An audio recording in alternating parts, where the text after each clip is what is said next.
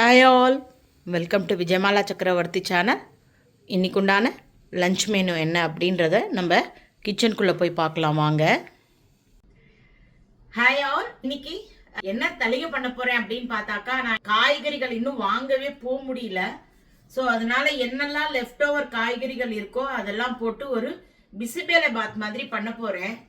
ப்ராப்பராக பிசிபேலை பாத்துக்கு இந்த காய்கறிகள் போடணும் போடக்கூடாதுன்றதெல்லாம் இருக்கு இல்லையா. நான் இன்னைக்கு அந்த விதிமுறைகள்லாம் விட்டுட்டு சாம்பார் பொடிக்கு பதிலாக பிசிபேலை பாத் பவுடர் ரெடி பண்ணி வச்சிருக்கேன் இல்லையா, அதை போட்டு தான் இன்னைக்கு நான் அந்த ஐட்டம் பண்ண போறேன். ஆல்ரெடி நான் ப்ராப்பர் ஆத்தென்டிக் பிசிபேலை பாத் பவுடர் எப்படி ரெடி பண்றது, பிசிபேலை பாத் எப்படி பண்றது கர்நாடகா ஸ்டைலுன்றத என்னோட வீடியோவில் நான் போட்டிருக்கேன். ஸோ தயவுசெய்து என்னோட பழைய வீடியோ பார்த்தேன் அப்படின்னாக்கா அந்த பொடி எப்படி ரெடி பண்றதுன்றது காமிச்சிருக்கேன். முடியாதவா ரெடிமேடா இன்ஸ்டன்டா சில ஸ்டாண்டர்ட் பிராண்ட்ஸ்ல உங்களுக்கு கிடைக்கிறது, அது கூட நீங்க யூஸ் பண்ணிக்கலாம். இன்னைக்கு நான் வந்து ஆத்துல ரெடி பண்ணி வச்ச பொடி வச்சு தான் போட போறேன். அதுக்கு வந்து முருங்கைக்கீரை வாங்கிட்டு வந்திருக்கேன். ஒரு காய் மாதிரி ட்ரையா சுக்கா மாதிரி ஒன்று பண்ணிக்க போறேன். அப்புறம் அப்பளம், அரிசி அப்பளம் பொரிச்சுக்க போறேன். இதெல்லாம் தான் இன்னைக்கு உண்டான மெனுல இருக்க போறது. ஸோ உங்க எல்லாருக்கும் வீடியோ பிடிச்சிருந்ததுன்னா தயவு செய்து எல்லாருமே வீடியோவை லைக் பண்ணிட்டு பாருங்க. என்ன காரணமோ தெரியல, நான் வீடியோ போட்ட உடனே ஒரு சாஸ்திரம் மாதிரி ஒரு பேரோ இல்ல 2 பேரோ வந்து அன்சப்ஸ்கிரைப் பண்றா. என்ன எதிர்பார்த்து வரா, என்ன எதிர்பார்த்து அவளுக்கு இல்லாம போறதுன்றது தெரியல. என்னோட சேனல் இப்படிதான் இருக்கும். அப்படியே என்ன சொல்றது, ஃபேன்சியா ஃபேண்டசியா த வாவ் ஃபேக்டர் அதெல்லாம் எனக்கு எவ்வளவு தூரம் கொடுக்க முடியும்னு தெரியல.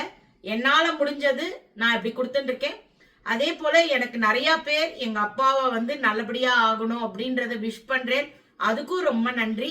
என்ன ரொம்ப மோட்டிவேட் பண்றேன், என்ன என்கரேஜ் பண்றேன், அதுக்கும் ரொம்ப நன்றி. இந்த வீடியோ இந்த சூழ்நிலையில நான் ஏன் அப்படி போட்டு இருக்கேன் அப்படின்னாக்கா, எனக்கு ஒரு லெட் அவுட் இருக்கணும். அதாவது ரொம்ப அதுக்குள்ளேயே போனேன்னா நான் என்னோட ஹெல்த்ல சில இஷ்யூஸ் இருக்கு, அதுல நான் வந்து மூட் ஸ்விங் ஆகி டிப்ரெஷன் ஆயிடக்கூடாதுன்றதுக்கோசரம் தான் நான் ஒரு எஃபர்ட் எடுத்து வீடியோ போட்டு இருக்கேன். தயவுசெய்து எல்லாருமே வீடியோவை லைக் பண்ணிட்டு பாருங்க.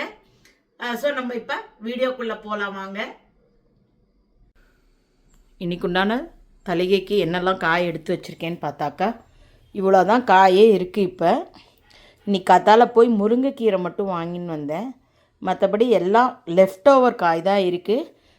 ஸோ இது எல்லா காயும் போட்டு ஒரு 1 pot ரைஸ் மாதிரி பண்ண போகிறேன். அப்பாவே சொன்னால் இன்றைக்கி என்னென்ன காய் இருக்கோ எல்லாத்தையும் போட்டு ஒரு கதம்ப சாதம் மாதிரி பண்ணிவிடும் அப்படின்ட்டு. ஸோ இதெல்லாம் இப்போ அலம்பி கட் பண்ணி எடுத்துன்னு வரேன். அப்பா சொன்னால் பிசிபேலை பாத் மாதிரி பண்ணிவிடும் அப்படின்ட்டு. சம் ஆஃப் த காய்கறிகள் பிசிபேலை பாத்தில் சேர்க்க மாட்டா. நான் ட்ரெடிஷ்னலாக காமிக்கல, ஆல்ரெடி என்னோடய வீடியோவில் இருக்குது. காய்கறிகள்லாம் தக்காளி, கேரட்டு, முள்ளங்கி, ஒரு மாங்காய் இருந்தது, கேப்சிகம் இருந்தது, வெங்காயம் 1, பச்சை மிளகா, கருவேப்பிலை. ஸோ காயெல்லாம் கட் பண்ணி எடுத்துட்டாச்சு. இப்போ அரிசி பருப்பு அலம்பி எடுத்துக்கலாம். இப்போ ஒரு 1/4 கிலோ அரிசி எடுத்துட்டுருக்கேன். ஒரு 50 கிராம் துவரம் பருப்பு நல்லா அலம்பி எடுத்துன்னு வந்துட்டேன். ஸோ இப்போ காயெல்லாம் ஒன்று ஒன்று ஆட் பண்ணிக்கலாம். இந்த ஆஸ்பத்திரி அலைச்சலில் அரிசியிலலாம் கூட வண்டு வந்துடுது. கிளைமேட் மோசமாக இருக்கா, பெங்களூரில் நல்ல சில்னஸ் ஸ்டார்ட் ஆகிடுது. இந்த பெங்களூரே ஒரு வியர்டான ஊர் தான், நல்ல ஊர் தான். அட் த சேம் டைம் நம்ம 2 நாள் அசையாமல் உட்காந்துருந்தோன்னு வச்சுக்கோங்களேன், நம்ம மேலேயும் பூஜங்காலம் வந்துடும். அப்பேற்பட்ட ஒரு ஊர் தான் இது. ஸோ எல்லா காயும் போட்டுட்டேன். இப்போ கருவேப்பிலை இருக்கட்டும், இதை எப்படியே போடுறேன், ஒன்றும் தப்பு இல்லை. பச்சை மிளகா, இதுக்கு தேவையான ஜலத்தை கொத்திக்கலாம். கொஞ்சம் ஒரு அழாக்குக்கு 3 அழாக்கு தண்ணி அப்படின்னா 4 அழாக்கவே விட்டுக்கலாம். இது கொஞ்சம் லூஸாக இருந்தால் நல்லாயிருக்கும் சாம்பார் சாதம் ஆர் பிசிபேலை பாத் எதுவாக இருந்தாலும்.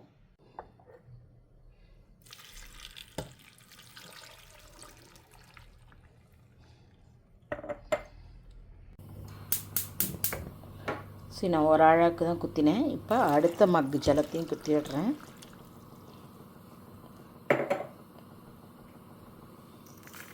தேவையான உப்பு,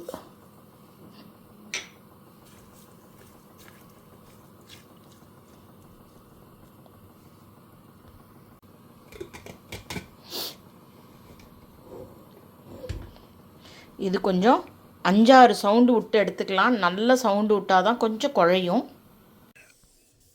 ஸோ இப்போ நம்ம இந்த கதம்ப சாதம் ஆர் பிசிபேலை பாத் மாதிரி, நாட் எக்ஸாக்ட்லி பிசிபேலை பாத்து. ஸோ இப்போ பருப்பும் சாதமும் வெந்திருக்கு காயோடு சேர்ந்து. இப்போ பக்கத்தில் ஒரு பாத்திரத்தில் நான் நல்லெண்ணெய் கொஞ்சம் குத்திக்கிறேன். நல்லெண்ணெய் குத்தினா தாராளமாக நல்லாயிருக்கும். இதுக்கு சின்ன வெங்காயத்தை கடைசியாக நெய்யில் பொரித்து போட்டால் ரொம்ப டேஸ்டியாக இருக்கும். என்கிட்ட சின்ன வெங்காயம் இல்லை, அதனால் நான் போடலை. நீங்கள் யாராவது ட்ரை பண்ணணுன்னு நினச்சா அட் த எண்டில் நெய்யில் வந்து ஒரு 7-8 சின்ன வெங்காயத்தை கீறிட்டு நல்லா வதக்கிட்டு மேலே குத்தினெல்லாம் பயங்கர டேஸ்டியாக இருக்கும். இப்போ எண்ணெய் காயட்டும். புளிஜலம் கரைச்சி எடுத்துன்ட்டேன். அதுக்கப்புறம் தாளிக்கிறதுக்கு வெறுமை கடுகு வெந்தயம் மட்டும்தான். கருவேப்பிலை நான் பருப்போடையே போட்டுருக்கேன், அகைன் போட போகிறதில்ல. இப்போ நம்ம வந்து எண்ணெய் சுட்டுருக்கு. ஜஸ்ட்டு 1 டீஸ்பூன் கடுகு, 1/2 டீஸ்பூன் வெந்தயம் பொரியட்டும். இது பெருங்காயம் கொஞ்சம் போட்டுக்கோங்க, அப்போ தான் வாசனை நல்லாயிருக்கும். இப்போ பிசிபேலை பாத் பவுடர் போட்டுக்கிறேன். சாம்பார் பொடி நான் போடலை.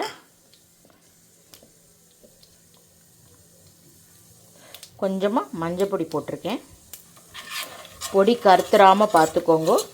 எண்ணெயில் கொஞ்சம் பொடி பொரிஞ்சுதுன்னா அதோட மனமே டிஃப்ரெண்ட்டாக இருக்கும், சீக்கிரமாக பச்சை வாசனை போயிடும். ஸோ இப்போ கருக்கிறதுக்கு முன்னாடி புளி ஜலத்தை இதோட ஆட் பண்ணிடலாம்.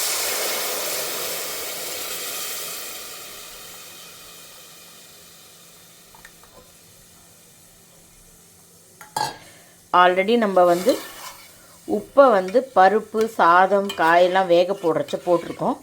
பட் இதுக்குண்டான உப்பு ஒரு 1/2 உப்பு போட்டால் போகிறோம்.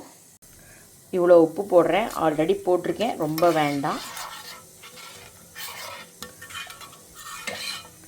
இப்போ இந்த புளி ஜலம் பொடி எல்லாம் சேர்ந்து நல்லா கொதித்து பச்சை வாசனை போகட்டும். கொதி வரத்துக்கு முன்னாடியே ஒரு கட்டி வெல்லம் போட்டுடுறேன். ஸோ தட் சீக்கிரமாக அதுவும் கரைஞ்சி அதோடு சேர்ந்து கொதிக்கட்டும்.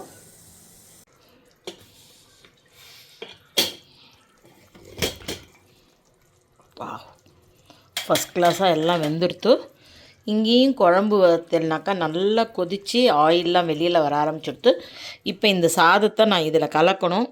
ஒரு கையில் ஃபோனை வச்சுட்டு கண்டிப்பாக பண்ண முடியாது. இந்த சாதத்தை இதோட மிக்ஸ் பண்ணிவிட்டு உங்களுக்கு அப்புறமா காமிக்கிறேன்.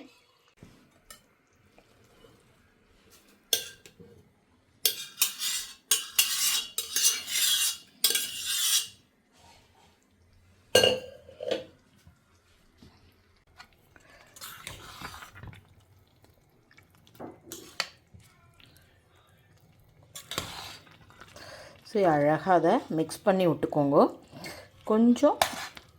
இன்னும் கொஞ்சம் தளர வேணும் அப்படின்னு நினச்சேன்னாக்கா இது ஆறின ஒன்று கெட்டியாகிடும்.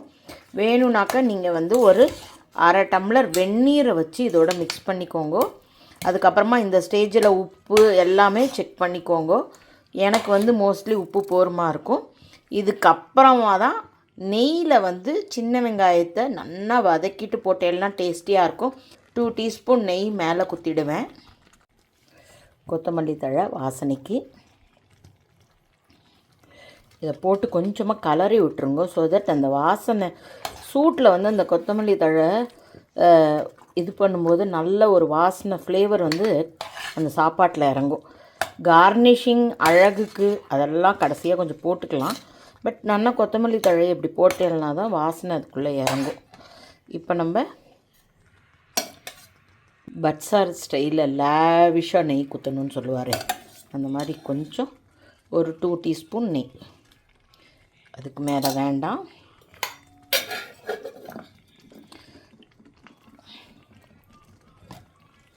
சரி, எவ்வளோ பியூட்டிஃபுல்லாக எம்மியாக வாசனையாக கலர்ஃபுல்லாக எவ்வளோ அழகாக ஒரு பிசிபேலை பாத் ஸ்டைலில் ஒரு கதம்ப சாதம் ரெடியாக எடுத்து அடுத்தாப்பில் நம்ம முருங்கைக்கீரையை வதக்கிக்கலாம் தொட்டுக்கிறதுக்கு. முருங்கைக்கீரை ஒன்லி ஃபார் எனக்கும் எங்கள் ஹஸ்பண்டுக்கும் தான். ஏன்னா ரொம்ப கீரை கொடுத்தா கால்லாம் வீங்கிறது. ஸோ அதனால் கீரை அப்பாவுக்கு கொஞ்சம் இன்றைக்கி கம்மி பண்ணிடலாம். நேத்திக்கு மெந்திய கீரையும் ஐ திங்க் நேத்திக்கோ நேற்று மெந்திய கீரையும் முத்தையும் பண்ணியிருந்தேன். நான் கூட ஷார்ட்ஸில் ஷேர் பண்ணியிருந்தேன். ஸோ அதனால் இன்றைக்கி கீரை அப்பாவுக்கு வேண்டாம். முருங்கைக்கீரை ஒன்லி எனக்கும் எங்கள் ஹஸ்பண்டுக்கும் மட்டும்தான் தொட்டுக்கிறதுக்கு.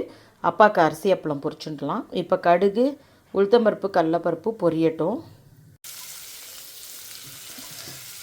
வெங்காயம் எல்லாம் போட்டதெல்லாம் ரெக்கார்ட் ஆகலை. இப்போ நான் வந்து வெங்காயத்தையும் போட்டுட்டேன். கடுகு, உளுத்தம்பருப்பெல்லாம் பொரிஞ்செடுத்து வெங்காயத்தையும் போட்டுட்டேன். இது கொஞ்சம் நல்லா வதங்கட்டும்.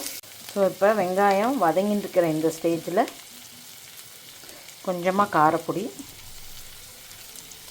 கொஞ்சமாக மஞ்சள் பொடி போட்டுக்கலாம். வத்த மிளகா கூட கிள்ளி போட்டுக்கலாம், நான் போடலை.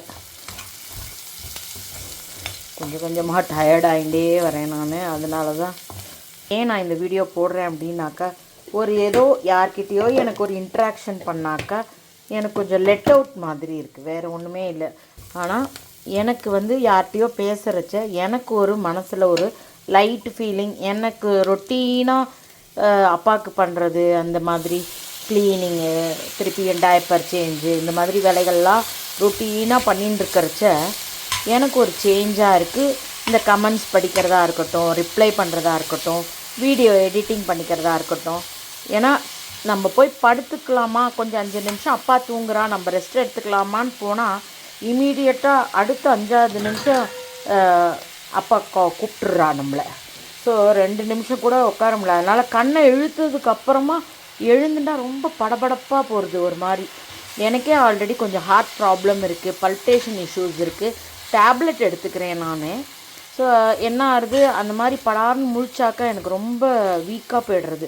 அதனால் நான் தூங்குறத அவாய்ட் பண்ணிவிட்டு இந்த மாதிரி வேலைகளில் நான் டைவர்ட் பண்ணிட்டேன் அப்படின்னாக்கா நான் கொஞ்சம் ஹெல்த்தியாக இருப்பேன். வேறு ஒன்றும் இல்லை, அப்படியாவது வீடியோ போடணுன்ற இந்த ஒரு இதெல்லாம் இல்லை. சும்மா நான் ஏதோ சாப்பிட்றேன், எதையோ உங்ககிட்ட காமிச்சுன்னு இருக்கேன்.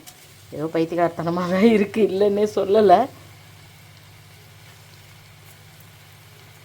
நீங்களாம் என்னுடைய ஃபேமிலி மெம்பராக நினச்சி உங்ககிட்ட சில நேரங்களில் என்னுடைய மன குமுறலோ, பாரமோ, துக்கமோ ஏதோ ஒன்று நான் ஷேர் பண்ணிக்கிறேன். ஈவன் நான் ஷார்ட்ஸில் கூட இப்போ டெய்லி அப்டேட் பண்ணிகிட்டே இருக்கேன். என்னுடைய புலம்பலை அப்டேட் பண்ணுறேன், அவ்வளோதான் சொல்லலாம்.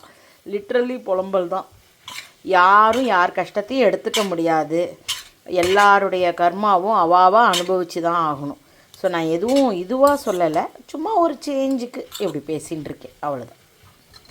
இது இன்னும் கொஞ்சம் நல்லா அப்படி முருகலாக வதங்குற வரைக்கும் இதை விடலாம். உப்பு போடல, நான் உப்பு போட்டுடுறேன்.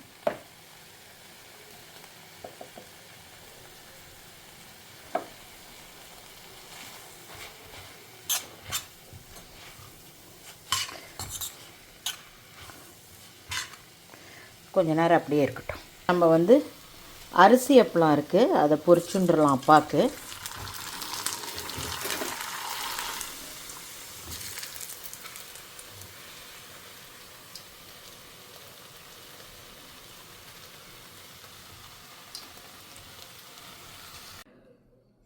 இன்றைக்கு உண்டான தளிகை பார்த்தேன் அப்படின்னாக்கா கதம்ப சாதம் ஆர் பிசிபேலே பாத் ஸ்டைல், அவ்வளோதான். ப்ராப்பர் பிசிபேலே பாத் இல்லை அது. அதுக்கப்புறமா அப்பாவுக்கு அரிசி அப்பளம் பொரிச்சிருக்கேன். எங்களுக்கு தொட்டுக்கிறதுக்கு வந்து முருங்கைக்கீரை போட்டு வதக்கல் மாதிரி பண்ணியிருக்கேன். ஸோ இன்றைக்கி தயிர் சாதம் அதெல்லாம் இல்லை, இந்த சிங்கிள் பாட் ரைஸ் தான் இன்றைக்கி. வேலை ஜாஸ்தியாக இருக்குது. ஸோ அப்பாவுக்கு வந்து இப்போ உடம்பு தொடச்சோட போகணும். இதில் தேங்காய் போட்டால் நல்லாயிருக்கும், வேணும்னா தேங்காய் போட்டுக்கோங்க, எனக்கு டைம் இல்லை.